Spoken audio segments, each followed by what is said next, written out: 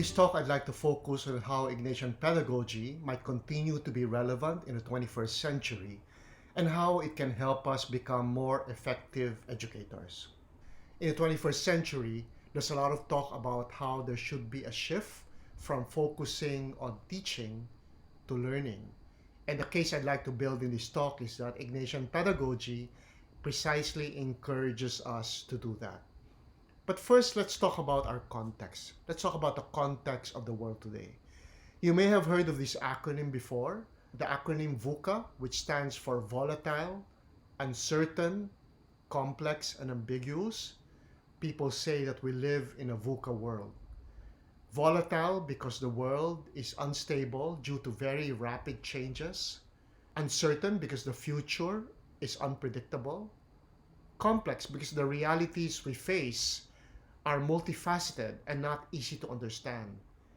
And to add to that, the world is also ambiguous. The situations we find ourselves in can be very confusing. And to make matters even more complicated, if we think about the history of education, we actually find ourselves in a rather precarious situation today. Now, the history of education can be analyzed by asking ourselves two questions. The first is information easily accessible? And second, what kind of quality control is being exercised over the information that's being disseminated in education? So we can use this diagram to classify the different stages of education. The earliest stage of the history of education would be oral tradition, when the elder in the village would sit around and share his knowledge. Here clearly access is low because only the listeners in the village could benefit from his knowledge. Quality control is likewise low because apart from himself or maybe other people his age, there isn't anyone who can check what he is saying. Now, oral tradition was followed by the invention of the printing press, which ushered in a new stage when books began to be published large scale and libraries were open. At this stage of the history of education, access increased, but still not very high, because only those who could afford to buy a book or go to the libraries, or only those who were literate, could avail of the information contained in books. But one thing we can say about this stage of education is that quality control increased. Before a book is published, it has to go through a strict process of proofreading, editing, before it sees print. So for this reason, quality control is much higher. Now, what about today? What about the so-called internet stage of the history of education? Think about it a little bit. Is the access low or high? What about the quality control? Is it minimal or is it ideal? I'm going to try to guess your answers. So you probably said that access to information is high as long as you have a Wi-Fi connection, as long as you're among the digital haves. That would be true. It would be so easy now to access all sorts of information. But that's really the problem. Quality control is virtually non-existent. Any Tom, Dick, or Harry, or Jill can post anything on the internet, make any claim in any comment that he or she posts, and no one is going to evaluate that unless the reader himself or herself does so. So when you think about it, the situation we're in right now, this combination of high access to information coupled with minimal, if any, quality control, is rather dangerous because high access to information might give you the impression and the confidence that you know the truth, when in fact the information that you receive may not have been evaluated or processed at all. Howard Gardner has this to say: never in history have there been so many accounts and claims to truth. We've heard it said so often that we live in a post-truth era. When you think about it, that's a virtual nightmare for any educator, because after all, our job is precisely to look for and preserve the truth. So education today is more difficult than ever, but it's also more crucial than ever. And the way we do education makes all the difference. Here's a quote from the philosopher Plutarch about how we think about the learner's mind. According to Plutarch, a learner's mind is not a vessel to be filled, but a fire to be kindled. What a powerful quotation. When you think about it, isn't this what teacher centeredness and learner centeredness are all about? A teacher centered approach would think of the learner's mind as a vessel that only needs to be filled. But in a learner centered approach, we want to kindle the fire in the learner's mind so the learner's curiosity will be piqued and he or she will independently pursue knowledge.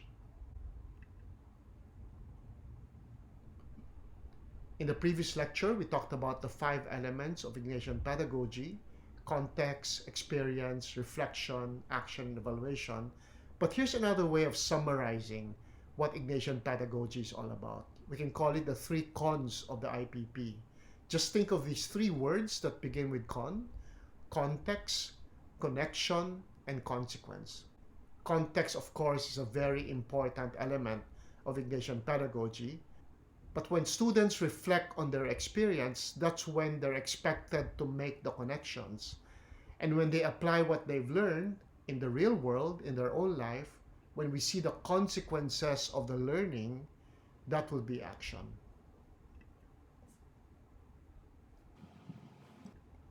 Here's an interesting survey. I'd like you to locate yourself in one of these 4 categories depending on the year that you were born.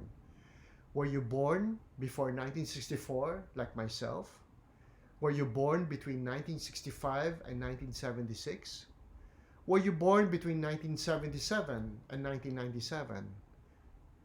So what's interesting about this survey is that our generations are named after the technology that we basically grew up with. So for example, I was born before 1964, so I would belong to a generation that is called the TV generation. Those of you who were born between 1965 and 1976, yours would be the VCR generation, the video cassette recording generation. Those born between 1977 and 1997, your generation would be the net generation or the internet generation. And finally, those born after 1997, which includes our students, they would belong to the mobile generation. Now, what's the point of this survey? The point of this survey is that if you belong to the TV and VCR generations, like myself, we would have been accustomed to one-way broadcast media. This means that all we gotta do is sit on the couch and watch TV, or we could insert the video cassette tape into the player and just sit there and watch. What happens is that by being exposed to a one-way broadcast media, we end up as passive viewers of media. All we need to do is to think of the image of the couch potato. However, the 2 younger generations, the so-called internet generation and the mobile generation, they grew up more accustomed to what is called a two-way interactive media. So those belonging to the internet generation, they had to click, they had to post, they had to comment, no? And they could also create their own media. So unlike the previous generations, they are more active viewers of media. The only caveat I want to add here is that even if you belong to the TV generation and the VCR generation, it's quite possible that you have become accustomed to acting as active viewers of media if you are a heavy user of technology like myself. Now, what's interesting here is that in the book Grown Up Digital by Don Tapscott, he makes the case that the way we behave as audience is similar to the way we behave as learners. So if we're accustomed to acting as passive viewers of media or active viewers of media, that would also be our tendency when it comes to learning, when it comes to education. So for example, those of us who belong to the TV generation and the VCR generation, we would be more accustomed to the one-way broadcast teacher-centered learning. Now, the problem here, of course, is that we end up as passive receivers of knowledge.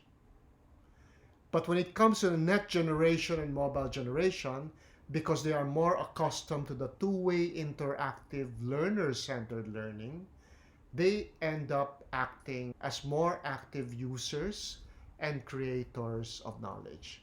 Now, clearly, these are stereotypes. No? As I said earlier, it's quite possible for somebody belonging to the TV and VCR generations to prefer the two-way interactive type of media.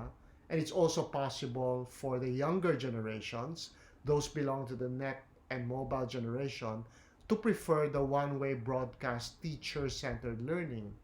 In fact, many students do prefer a teacher-centered approach over the learner-centered approach, if only because less work is entailed in the teacher-centered approach. I remember in one class, um, sometimes I would get a collective eye roll in class every time I would ask them to reflect on the lecture or to discuss amongst themselves. Many of them prefer to just take down notes and just memorize, I guess.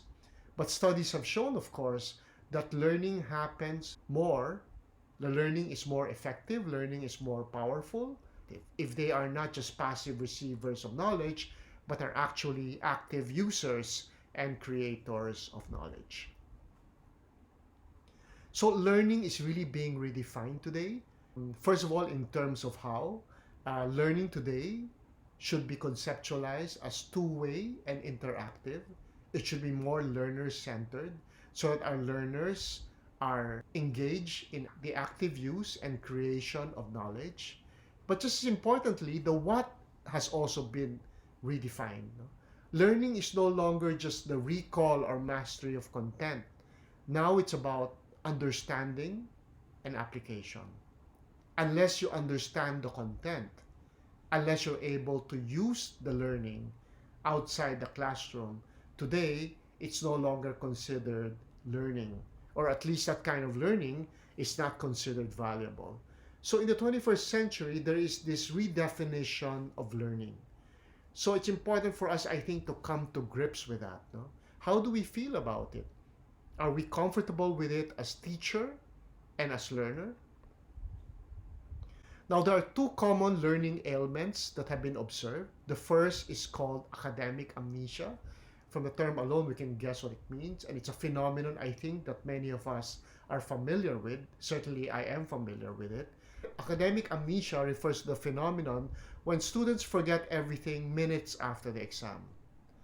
And the reason for this is that basically they have memorized the content without real understanding. When we don't understand the matter that we memorize, and all we do is throw back everything to the teacher during the exam from sheer recall, then chances are we are going to forget everything minutes after the exam. I actually have a very concrete example of academic amnesia from my own personal experience. I attended the Jesuit K-12 school in Manila. The school was established by the Jesuit missionaries who were expelled from China. So one of the programs is the Chinese language program. And we had 1 hour of Mandarin every single day from Monday to Friday, from kindergarten all the way up to high school. Now the problem was I sort of just memorized everything and I was very good at it. I got very high grades in my exam. But of course, as a consequence, since I did not really understand most of the things that I memorized, I was able to copy out and write out the characters in full sentences. I would even be able to recite it in class if I had to, with correct intonation. But most of the time, I did not understand half the things that I was dealing with. So clearly, as expected, what happened was that I forgot most, if not everything I learned. So despite all the effort that I've spent learning the language, I forgot most of it. So that's academic amnesia, a very common learning ailment. Another common learning ailment is very graphically called intellectual constipation. And you'll get why this is a term when you know that the meaning of this learning ailment is that your knowledge is so rigid, your knowledge of the content is so rigid that you can't use it or apply it beyond the test. So you can't really use it in the real world. There's no transfer of learning, there's no transfer of knowledge. Again, my own example for this would be my Chinese language. No? I went to Taipei to work there for 2 years as a regent, as a Jesuit regent, and to my horror, I could not speak the language. I could recall the characters. I knew how to read Chinese, but I wasn't able to speak properly or adequately. An unfortunate example of intellectual constipation because I could not apply what I had learned for 13 years in kindergarten all the way to high school. No? Fortunately, somehow I was able to eventually manage to get around Taipei without getting lost. So these are the two most common learning ailments today, academic amnesia and intellectual constipation. And immediately we see that they're the exact opposite of what learning in the 21st century is all about. 21st century learning is about understanding of content. Academic amnesia results because there is no understanding. Also, 21st century learning entails application of learning, and intellectual constipation is the incapacity to apply and use what you've learned in the real world. Now, happily, these are the two goals of Ignatian pedagogy. Reflection is the process through which you acquire understanding. When we engage in reflection, when we make connections, when we construct the meaning, that's when understanding emerges. And action in the IPP is all about precisely to apply what you've learned, not just in the classroom, not just for the exam, but in the long run, to be able to use what you've learned in your class and formation programs and actually apply it outside and, in fact, even make a difference. If the two most common learning ailments that afflict learners today are academic amnesia and intellectual constipation, if the two biggest challenges today in education are a lack of understanding and the inability to apply what people have learned, then I would say that Ignatian pedagogy is exactly what we need. When you think about it, reflection aims for understanding. When a student engages in reflection, when he makes connections, when he constructs his meaning, that's when understanding emerges. At the same time, if a student is given the opportunity to engage in action in Ignatian pedagogy, he is really being challenged to apply what he has learned, not only in the here and now, but in the long run. So, in a way, Ignatian pedagogy does fit the new definition of learning in the 21st century. If 21st century learning is all about understanding of content and the application of learning, then reflection and action, the two defining ingredients of Ignatian pedagogy, will help us achieve this type of learning.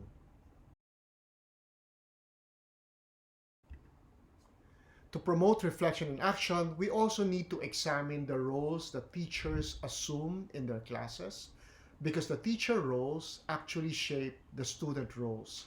They send the signal to the students as to what roles they should play. What are the traditional models of teaching? What are the usual stereotypes in traditional teaching? Well, a traditional role that teachers usually play is a role of the expert.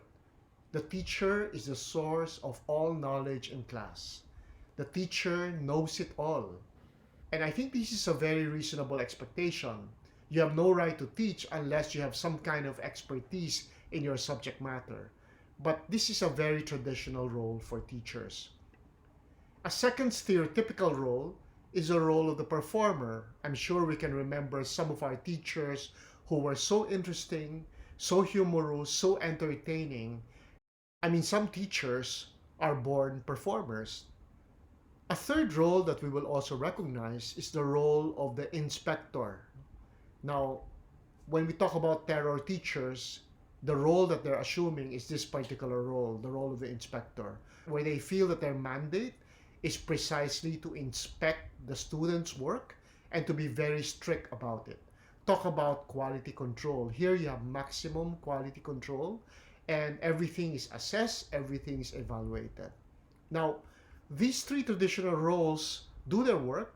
We got educated because our teachers were experts, performers, and inspectors. But as I said earlier, teacher roles affect the roles that students take. For example, if a teacher plays the role of an expert and always insists on playing that role, what happens is that the learner just ends up acting like a sponge. The learner feels that all they are expected to do is to absorb everything that the expert is spewing out in the classroom. Not a very active role when you think about it. What about a performer? If the teacher is a great performer, again, students are encouraged to be no more than spectators. We laugh, we applaud, we appreciate the teacher. The teacher feels good about himself or herself. The learners are also happy, but the learning that happens is quite minimal. If the teacher plays the role of the inspector and only that, the learner feels like no more than a product. If the learner assumes the role of the product, that's also not a very active role and not very conducive to learning. Now, teachers need a makeover. We have to shift our focus from teaching to learning. So, when you think about it, teachers should really undergo some kind of makeover today. Research calls this the shift from transmissive teaching to constructive teaching, from a one-way broadcast type of teaching to a two-way interactive kind of learning, from teacher-centeredness to learner-centeredness. Now, how does Ignatian pedagogy encourage teachers to make this shift?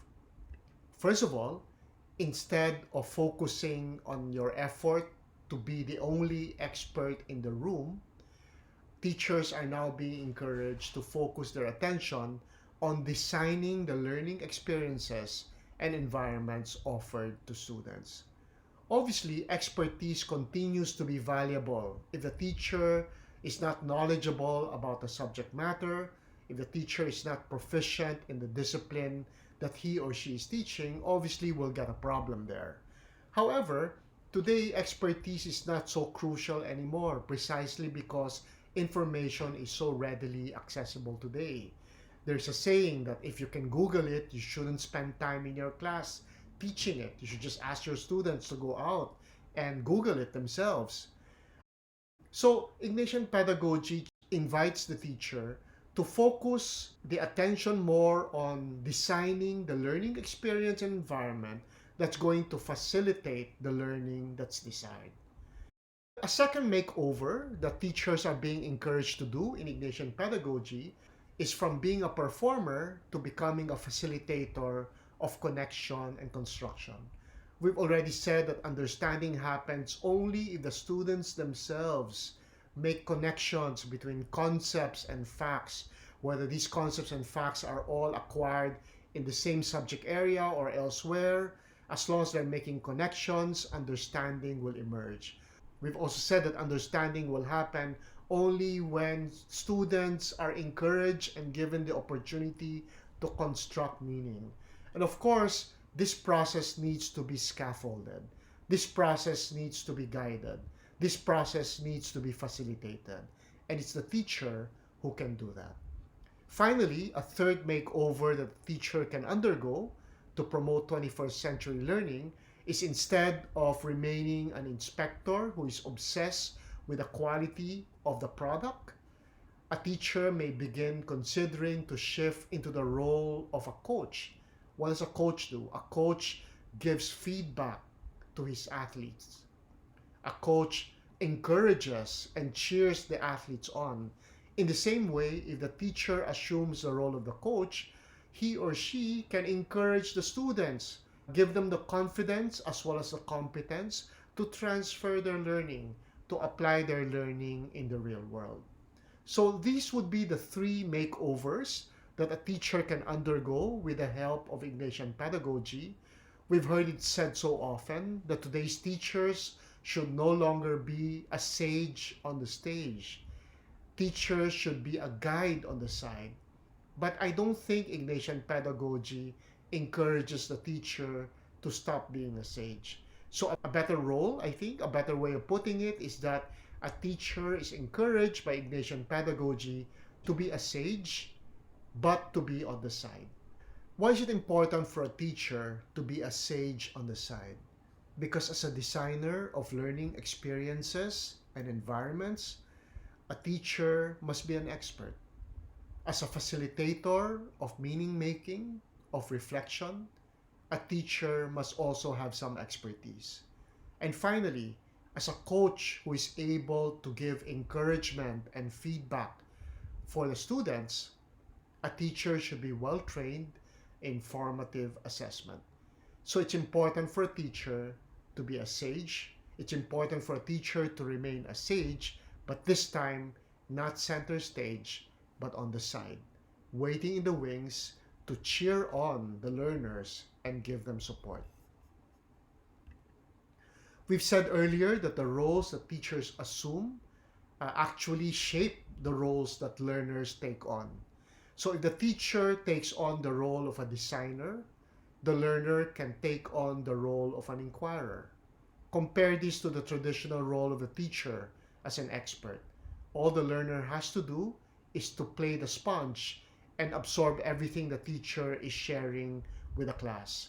But this time, if the teacher is able to design a learning environment and experience that will encourage the learner to learn on his or her own, then the learner can be an inquirer. The learner can be more active and pursue knowledge and do independent research.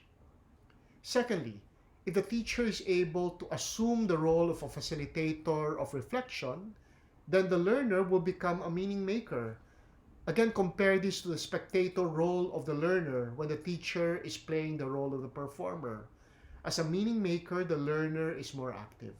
The learner is actively making connections and constructing meaning. And finally, if the teacher plays the role of the coach, the teacher is just on the sideline. The teacher is not doing the work for the learner. No? But neither is the teacher just playing the role of the inspector, just checking on the product or the performance of the learner. The teacher is very much involved. The teacher's on the side, but very much involved. The teacher is encouraging the learner to come up with ever better product or performance. So the learner takes on the role of a creator. Now, very clearly, these three roles correspond to the experience, reflection, and action of Ignatian pedagogy. If the teacher designs the learning environments and experiences that encourage the learner to take on the role of inquirer, that's what the experience in IPP is all about. When the facilitator is able to scaffold the process of reflection, the process of meaning making, is able to guide the learners in making connections and constructions, that's what reflection in the IPP is all about. And finally, if the coach is able to guide the learner in creating a product or delivering a performance, giving feedback so that the learner can self-adjust and come up with ever better products or performances, that's what the action in IPP is all about. So when you think about it, when we have the 21st century learning defined as the understanding of content and the application of learning, when the teacher assumes the role of designer, facilitator, and coach, and encourages the students to take on the role of inquirer, meaning maker, and creator, this is exactly what Ignatian pedagogy is all about. I hope by looking at Ignatian pedagogy this way and connecting it to 21st century learning, to the challenges that we're facing as educators in this VUCA world, in this volatile, uncertain, complex, and ambiguous world, I hope by appreciating the principles of Ignatian pedagogy, using the lens of what we need to do as teachers in terms of reinventing ourselves, I hope we can appreciate better the relevance of Ignatian pedagogy in the 21st century. So in summary, 21st century learning, on the one hand, is about understanding and application of learning. But on the other hand, the two most common learning ailments today are precisely the absence of understanding and the incapacity to apply what's been learned beyond the classroom. Here's where Ignatian pedagogy comes in. Ignatian pedagogy promotes experience, reflection, and action. Ignatian pedagogy encourages teachers to be designers of learning experiences and environments that will make it conducive for learners to become inquirers. Ignatian pedagogy challenges the teachers to be facilitators of reflection so that students will assume the role of meaning makers. And finally, Ignatian pedagogy encourages the teachers to be coaches, coaches that build the competence and confidence of their learners so that their learners can become true creators, creators of products and performances that are worthwhile. Now, here's a question for us to think about as we end this lecture. What baby steps do you think teachers can consider for them to begin to manage the shift from the traditional roles of expert, performer, and inspector to the Ignatian roles of designer, facilitator, and coach? Now, in many workshops I've given to teachers and formators, I've heard a lot of complaints about the constraints that they face in their schools, the structures, the programs, the curriculum, the lack of time that get in the way of them practicing Ignatian pedagogy. They ask me, how can we design learning experiences environments, facilitate reflection, or play coach to our students if there's no time? What I always tell them is that certainly it's challenging, it's hard work, but real innovation is about creativity within constraints. Innovation has never been about creativity without constraints. There are always constraints. But the breakthroughs that happen are about efforts that have been exerted to be creative within the constraints that one has no control over. That's why innovation is so difficult. So let's give this a think, spend some time reflecting on this question, and I'll see you later.